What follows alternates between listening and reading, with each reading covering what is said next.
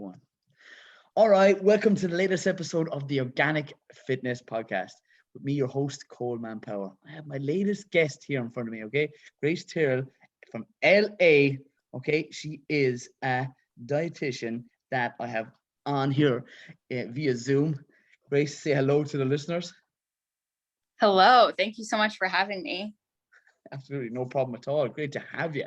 So in this show, we're going to be touching on the likes of, I suppose, overall health, and we'll be touching on the topics of gut health. Okay, if we could even try break down just a commonly discussed issue with people, gut health, what's the best type of foods. But first, I want you to explain in your own words the fact of what is gut health in its most basic form, if we can. Just explain to the listeners.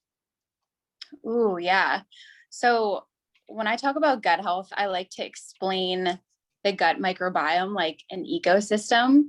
So in our gut, we have all sorts of different bacteria. We have yeast, different fungi, maybe some pathogens in there.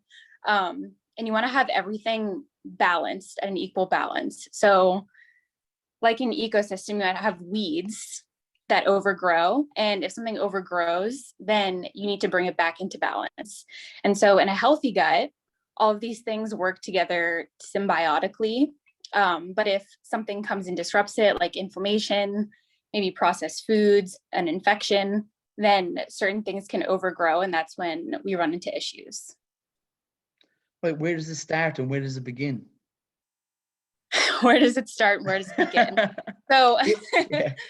we actually have, we have microbiomes all over our body. We have a skin microbiome, we have a gut microbiome, and it's all inside our colon, our stomach, your small intestine, lower intestine, all that stuff. In women, it can be down in your vagina as well, in your mouth. So you have microbiomes all over your body, but your gut microbiome specifically is in your small intestine and your large intestine. You want to keep most of the bacteria in your large intestine. There are a little bit of bacteria in your small intestine, but if it overgrows in your small intestine, then that can be an issue as well. Interesting. And with all this information that we're being overloaded with, this is the best type of diet, whether it be keto, whether it be vegan or vegetarian or you name the diet, intermittent fasting. What's your preference towards a diet with the people that you train or coach or mentor? Yeah. So with our gut microbiome, it's so important to know that like everyone is extremely different. Nobody in like the entire world has the same gut microbiome as you. Someone might have a similar one, but there's so many millions and trillions of bacteria that there's no possible way that that two people are the same. So what works for you might not work for me and vice versa. I find that if people are struggling with things like bloating, gas, constipation, diarrhea, from the whole spectrum of things, there are certain foods that you might need to avoid at the very beginning of your like gut healing protocol. But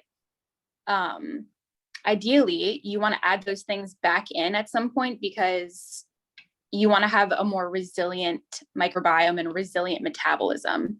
And so that's the main thing that you're going to be moving towards. You don't want to stay on a restrictive diet for too long, but there are things like wheat, especially over here in the US, our wheat and our gluten is sprayed so much with glyphosate. There's so many pesticides, and these things can damage our microbiome. Other things like soybean oil, corn oil, really processed vegetable oils, and just stuff and a lot of stuff in processed foods like artificial sweeteners. There's a ton of things that you can avoid at first that you're going to need to avoid in order to rebalance your gut microbiome. That's super important that you touched on the likes of that with glyphosate. Like, I'm a small organic grower as well as a personal trainer, and I love helping people find the best type of foods that suit them.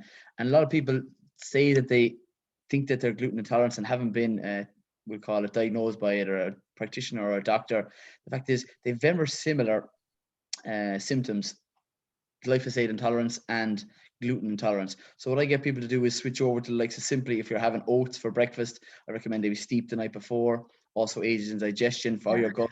But what I get people to do is switch over to organic oats And as a result of that, their symptoms seem to eradicate. And the oats are gluten-free. It's the fact that they're glyphosate-free. And excessive amount of glyphosate causes so many negative effects on the body, and your gut obviously being one of the things that absorbs in not only the good material from the likes of the foods you eat, but also the negative ones. And glyphosate is not only just something that's bad for your gut, but it's also bad for the soil. It's killing, like as we said, there's not only microorganisms found in your gut, they're also found in the ground. They break down the material in the soil that then are absorbed, to both the good and the bad, by the likes of the plants, and what's in the plants, we're the end consumers of. Yeah, no, exactly. It matters like so much, the types of foods we're eating, and then also the things that are sprayed on our foods. And then when it comes to like meat and fish, if they're fed like antibiotics or if they're grown in a natural way, like all of that stuff matters. So yeah, it's super important. Yeah, I'd be an advocate of people going to country markets and or either growing a little bit of their own.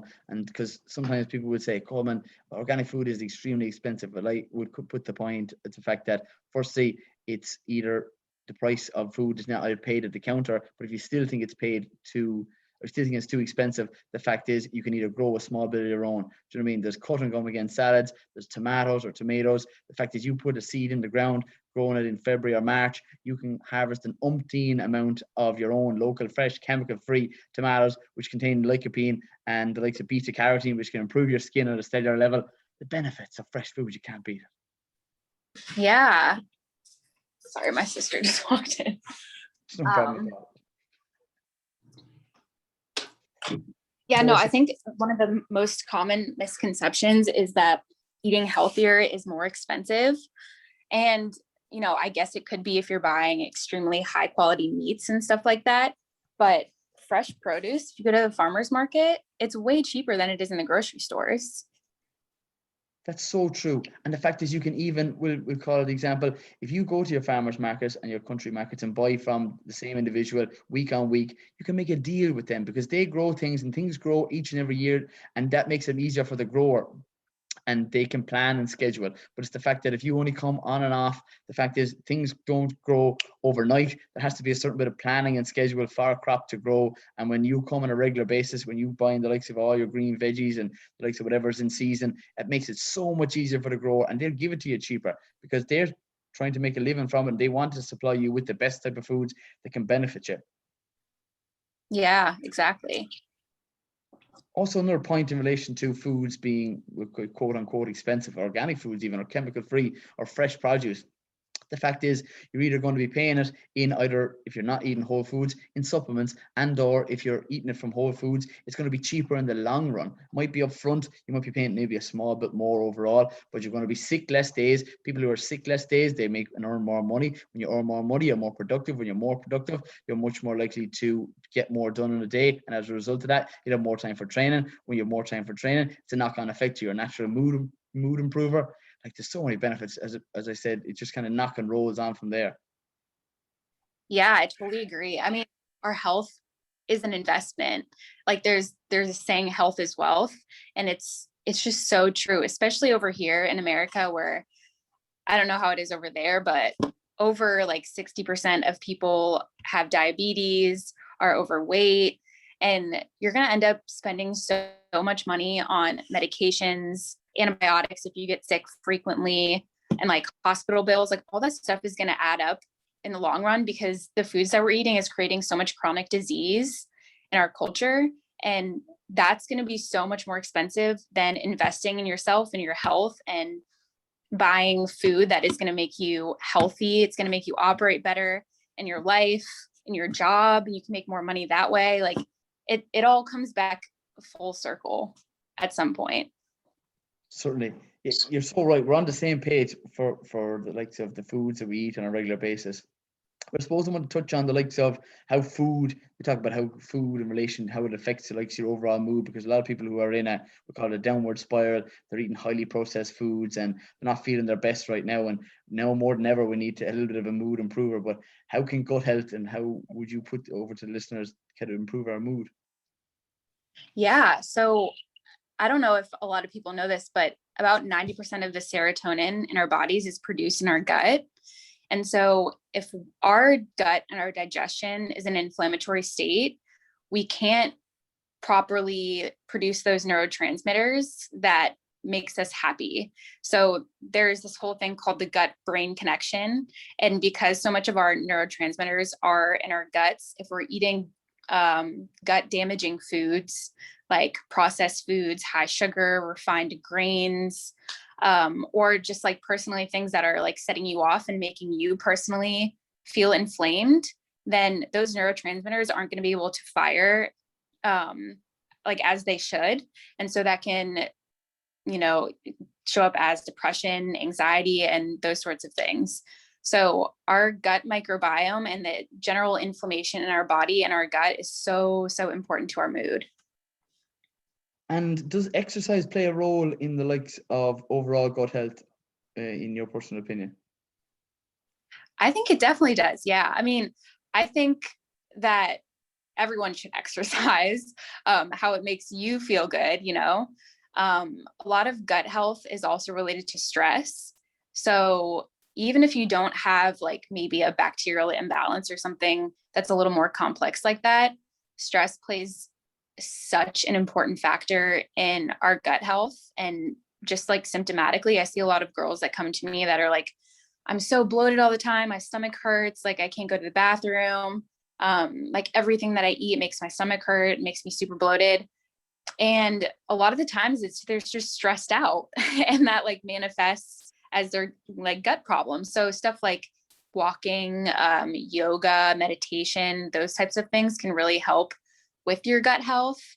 On the other end of the spectrum, sometimes if you're a person that is like dealing with a lot of stress and you're putting your body through like rigorous workouts, like CrossFit 5 days a week, that might make things worse, just because it's revving up your stress response and you don't want your cortisol to be so high. Because if you're in a like fight or flight state constantly, you're not going to be able to digest your food. You're so right. And what I actually do, a technique myself personally, is eating with a spoon to slow myself down, because the instrument is in the direct control of the food that goes into your mouth. Shorten or make the instrument even smaller makes you aid in digestion, and not just all the small little tips that really help. But I suppose touching on the likes of that bloating there, Grace, like with a plant-based approach that I currently would have, I'm sure you have people that have issues with bloating and they would say that, no, I'm not too stressed. I'm doing the likes of my gentle walks. I'm doing meditation. I'm doing the likes of yoga as they've been recommended. But with likes of beans being one of the things, and maybe cruciferous vegetables, what do you recommend to people who have bloating with, we'll call it the plant-based diet? Yeah. So this is a tricky one because everyone's body is so different. A lot of the times I find when people are dealing with really bad digestive problems, they feel 100 times better cutting out like the beans and the cruciferous vegetables like broccoli and cauliflower. If they're having a hard time digesting a lot of raw vegetables, I would recommend cooking them, soaking beans and legumes, and sometimes just removing them completely for a little bit, just to lower that inflammation in the gut.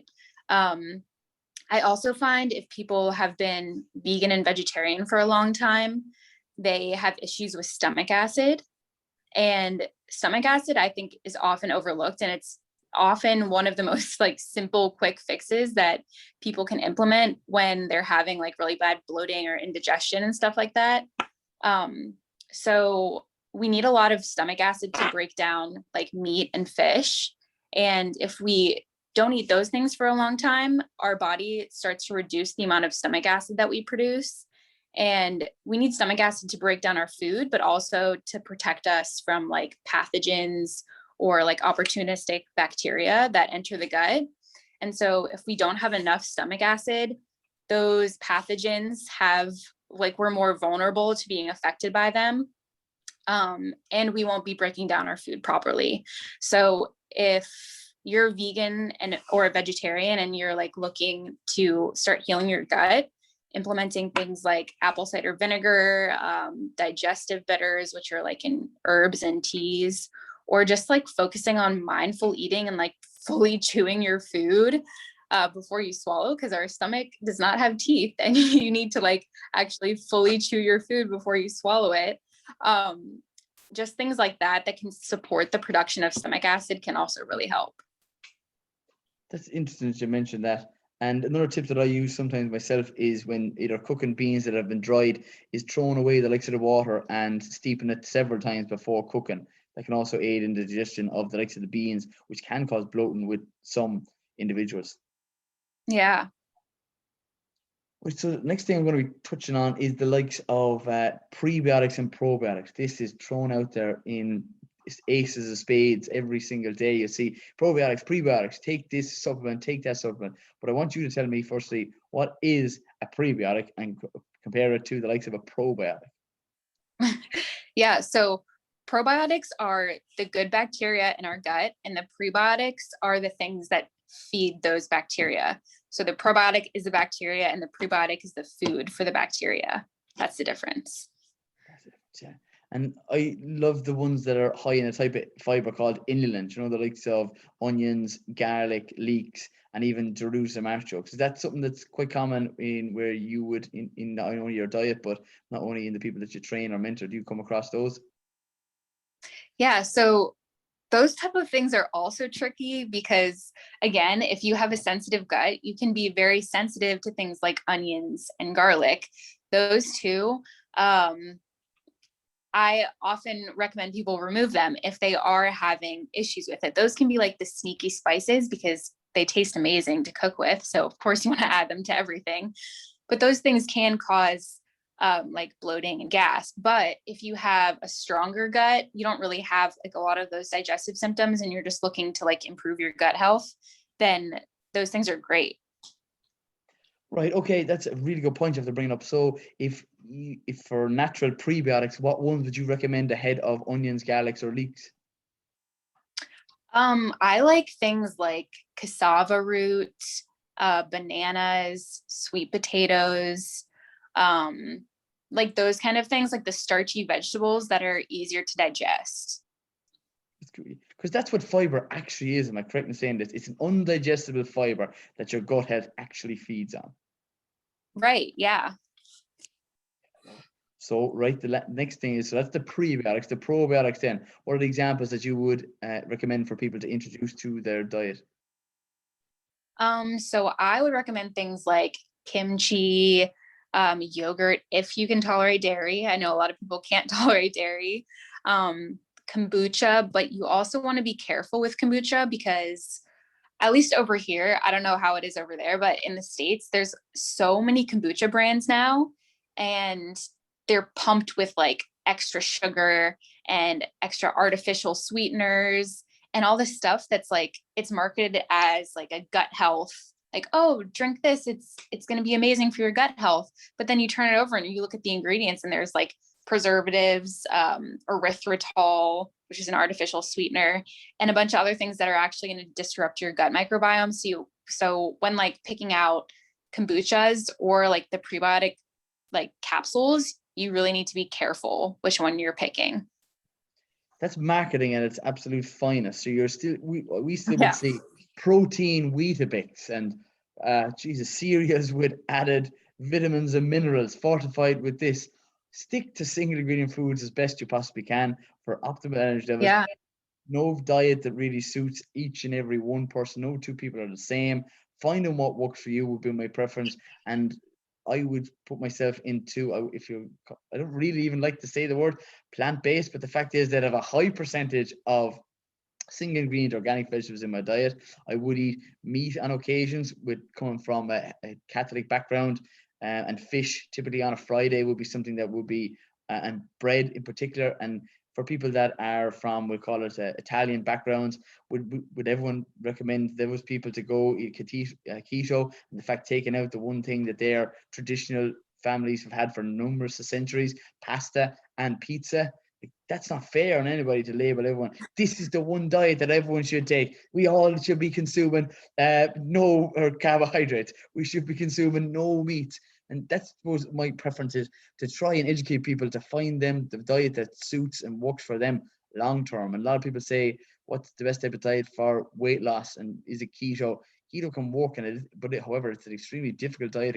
There's numerous benefits, such as improved cognitive function because your brain being made up of like 60, if not 70% fats. And typically the first couple of weeks of, we call it weight loss, is typically water weight, because carbohydrates contain and hold on to water.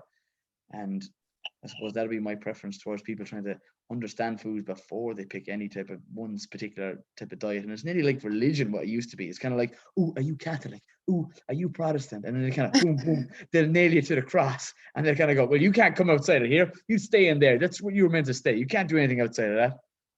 Yeah, no, I totally agree. I think with culture now, it's like people want to tie their identity to a certain diet. And if that works for you, that is amazing. Like, keep doing what you're doing. But it's also important to note that like our bodies, as we age and grow, change so much. And what works for you right now might not work for you in 2 years. Like, your metabolism changes as you grow up, your activity levels, like our bodies are not static, like they're dynamic and they change. And so we need to be flexible with our diet. And if you start to feel bad eating the diet that you've been eating for the past 2 years, change it. Like, it's okay if you were vegan for 6 years and now you want to introduce some like fish into your diet. It's okay if you have been eating meat and fish and then you want to try a vegan diet if that makes you feel better. Like, I just see so many people attaching themselves like so strongly to a certain diet or a certain way of eating or a certain way of exercising, you know? And it's like, we need to be flexible and like realize that our bodies change, and also that you're not the same as the person next to you, and what works for them might not work for you.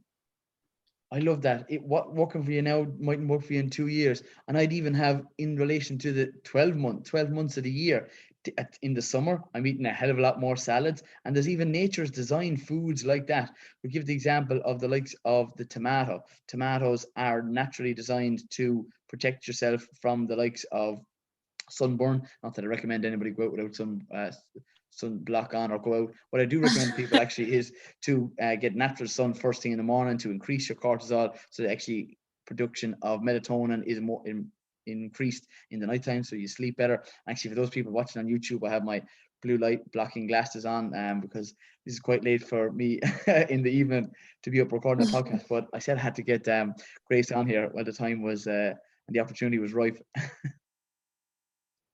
Yeah, no, I think especially your sleep is also so important. And then, you know, your cortisol and your melatonin production is so important.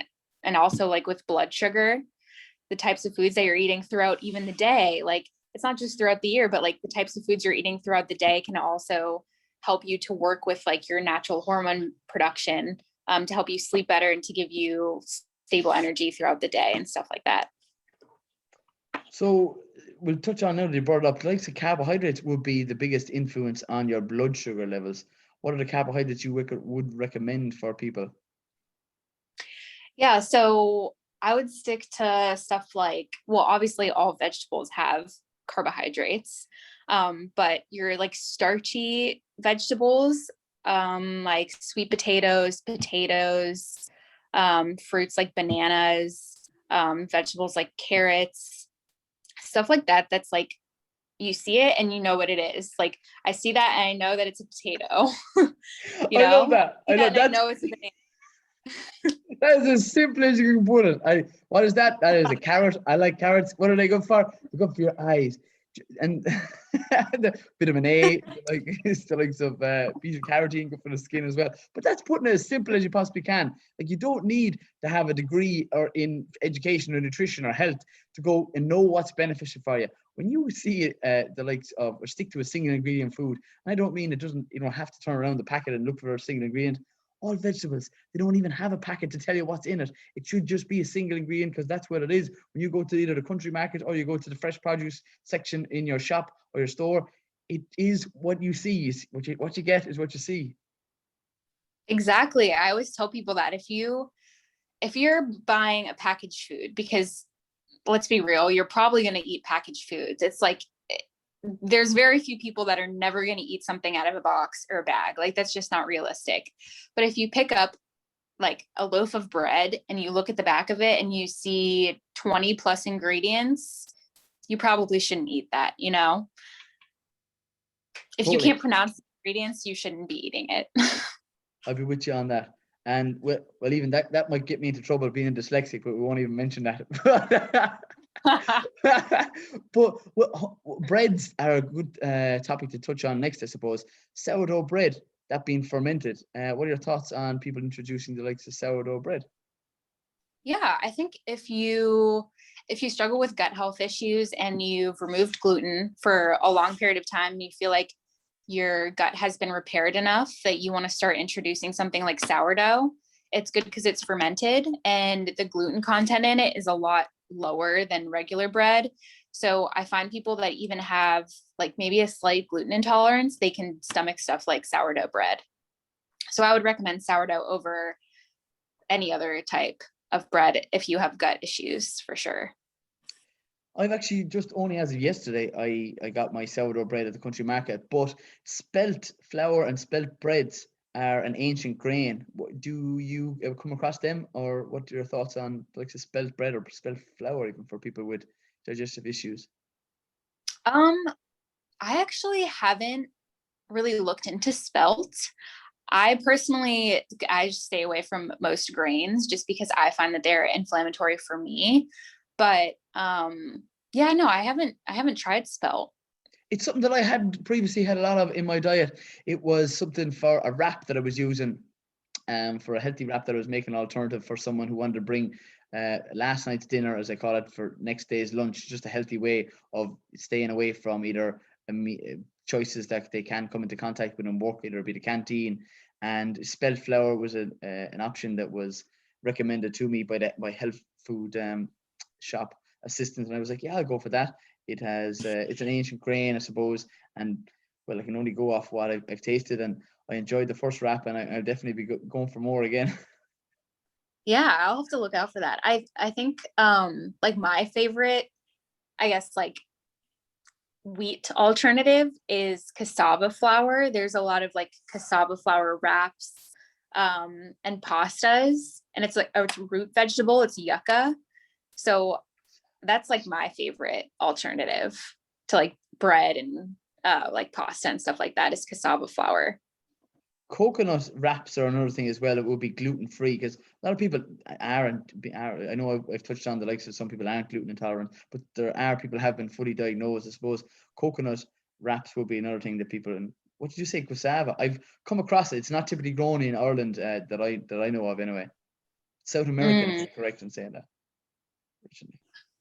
Yeah, I'm not sure. I like coconut wraps though. They're definitely a little oily for my preference, but I do love coconut. Like the flavor is so good. Solid. Right, what I'll do is we're coming up just to 26 minutes. I don't do any more than 30 minutes. Wouldn't like to take up too much of your time. So I just want you to try wrap up with three, okay, healthy tips to improve people's gut. If we can wrap it into three, if you're struggling, I can help you, but we'll try go with three. What's the Okay. first? The first one would be to avoid processed foods and specifically artificial sweeteners. There's a lot of artificial sweeteners in like protein bars, protein powder, stuff like that. You always want to look out for that. Um, Reducing your stress is a huge one. And just making sure that you're eating slowly, fully chewing your food, making sure that you're in a parasympathetic state before you eat. All that, I guess, could go into the reducing stress category. And then the third one would just be making sure you're eating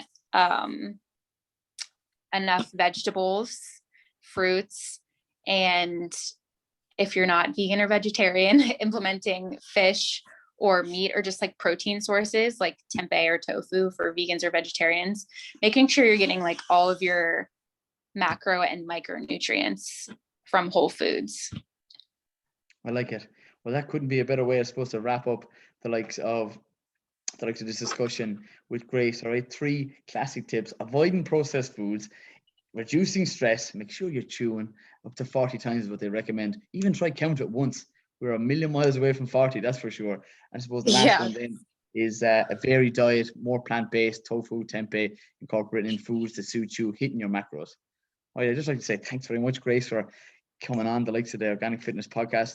And as I always say, I'd like you to tell the listeners maybe where they can possibly reach you and reach out and maybe connect with yourself. What platforms are you on?